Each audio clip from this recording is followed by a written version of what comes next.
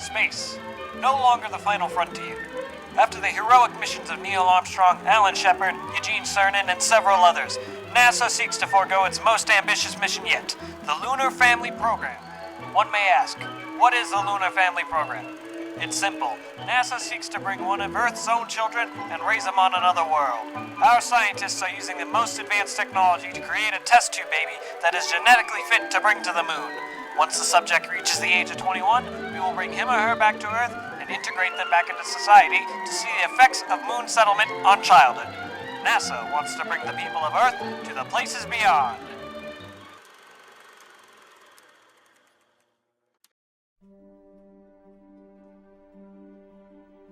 Who is this child on the moon?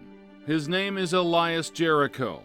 His surname means Moon City and was selected by NASA upon his birth. We were granted special permission to talk to Elias via video transmissions from the moon. For the first time since the launch, the public gets to hear Elias tell his story. I don't know where to start, really. I feel very alone. I think that's the word. I don't really know anyone other than my caretakers, and they rotate them out every year.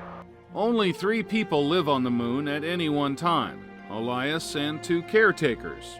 At the end of the Lunar Family Program, it will be determined whether or not it is practical to send the large numbers of humans up to the moon. One of these people that NASA has chosen is 21-year-old Mason Brandt. I'm really excited. Ever since I was a little kid, I always wanted to go to space, and I want to explore. I mean, step on the moon. I actually have an old VHS tapes of Apollo launches that were given to me by my grandfather when he died. It will be exciting, being the first, like, my hero, Neil Armstrong. I would love to walk where he once walked. It's gonna be an experience. The surface appears to be very, very fine-grained as you get close to it. It's almost like a powder. Ground mass is very fine. And now step off the limb. That's one small step for man, one giant leap for mankind. Oh, that looks beautiful.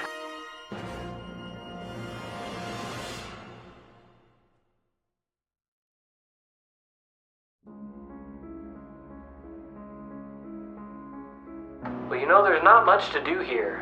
NASA did give me one of those lunar rovers, though. Sometimes I'll drive it around, but that's not too spectacular either. We pretty much let Elias do whatever he wants. The only thing we ask is that he not touch anything on the moon. Gettysburg is a special place. We want to keep it like that for the place where Neil and Buzz walked. Honestly, the most exciting thing I did was go to the Apollo 11 site. Buzz messed up, though, because that flag was white and it was knocked over.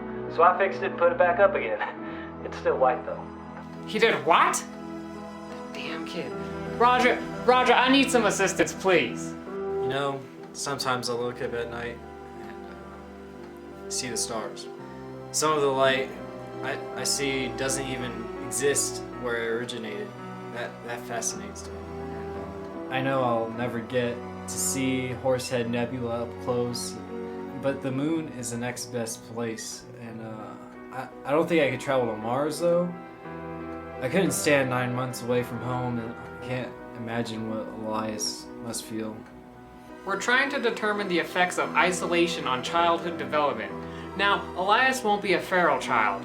The caretakers provide Elias with education and entertainment. We've spoken with him a few times at Kennedy Space Center. He's highly intelligent. We're not too entirely sure what the isolation has done to his brain, though. I'd love to meet Elias. He's paving the way for humankind. I surely wouldn't have the opportunity to go to the moon if it wasn't for him. Hell, I'd go as far as say he's my hero. So, what are you looking forward to most on Earth? Well, every time they rotate caretakers, they bring us 6 months of food. My favorite so far is a popsicle. Yeah, it's nice because you can walk around with it and eat it. They also have these things called corn dogs, I think. They're kind of the same, and I like it a lot. You know, I'll be glad to go to Earth, and I can try them fresh. I just hope I don't get homesick. NASA told us that it's a one-way trip unless you're terminally ill and you get cancer or something.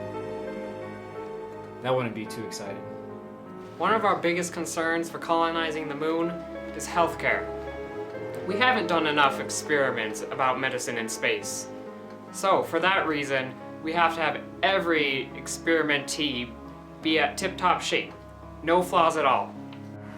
And for all the people back on Earth, the crew of Apollo 8 has a message that we would like to send to you. In the beginning, God created the heaven and the earth. And the earth was without form and void, and darkness was upon the face of the deep. And the Spirit of God moved upon the face of the waters. And God said, "Let there be light." And there was light. It's been an alright experience here. I get to leave in a year. Spent 20 years on the moon and I can't wait to leave. NASA tells me that I'm a hero though. I don't get it. I didn't do anything special. I've only ever existed. But I don't think I'll miss it here. I don't have much else to compare it with right now, so it's hard to say that. But I look up all the time and I see Earth, and I read the pages that my caretaker's given me. I think it would be great to experience it firsthand. I think the reason that I want to go to Earth is the same reason that others wanted to come here. I'm glad I get to have that same experience that they had in the 60s, and it's great that the country wants me to go explore. I mean, space races was political, but if you listen to the speeches Kennedy gave, you know he wanted to go see what was out there. And now I want to see what's out there. For the eyes of the world now look into space, to the moon and to the planets beyond. And we have vowed that we shall not see it governed by a hostile flag of conquest, but by a banner of freedom and peace. It's a great time to be alive. We're doing things that no one else has dared to do. That's what we've done since NASA was founded. When you look up at the moon, you see the American flag, I'll tell you, that's why America is the greatest country in the world. We choose to go to the moon. We choose to go to the moon.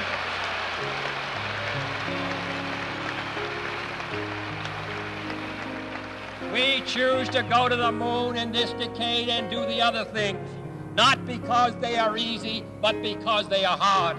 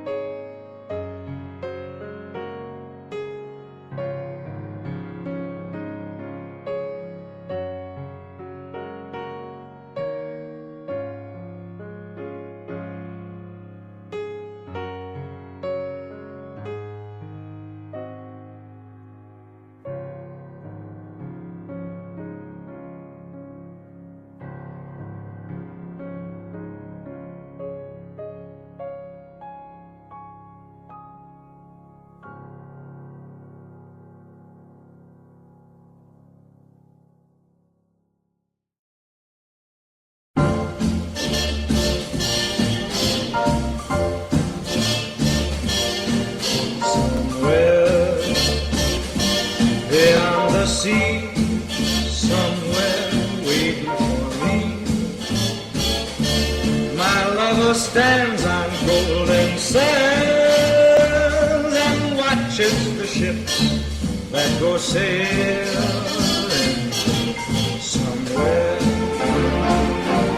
beyond the sea, she's there watching for me.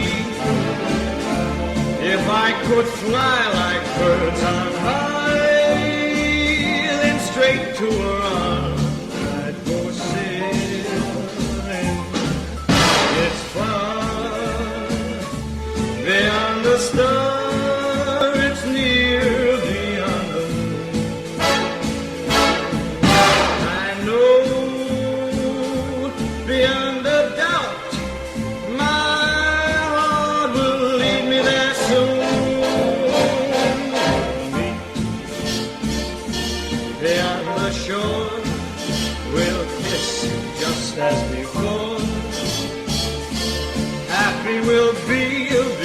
the sea, and never again I'll go sailing.